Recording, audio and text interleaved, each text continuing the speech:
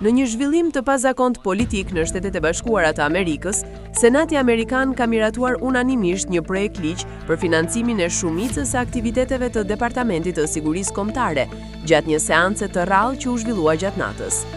Vendimi vjen në një moment tensioni politik, ndërsa ligjvënësit kërkojnë të shmangen një bllokim të plotë të institucioneve federale. Megjithatë, projekt ligji përjashton financimin për 2 nga agjencitë më të diskutueshme, Immigration and Customs Enforcement dhe patrullën kufitare amerikane. Këto përjashtime pasqyrojnë përplasjet e forta politike mes republikanëve dhe demokratëve, sidomos mbi çështjet e emigracionit dhe sigurisë kufitare.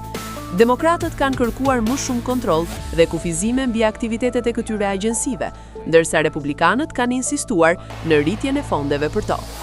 Miratimi unanime i pjesës tjetër të financimit konsiderohet një hap i rëndësishëm për të garantuar funksionimin normal të shërbimeve kyçe të sigurisë kombëtare, përfshirë reagimin ndaj emergjencave dhe mbrojtjen e territorit amerikan.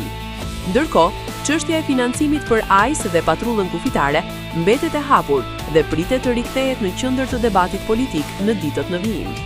Ky zhvillim tregon qartë ndarjet e thella në politikën amerikane, ku edhe marrëveshjet minimale kërkojnë negociata intensive dhe vendime të jashtëzakonshme si seanca gjatë natës.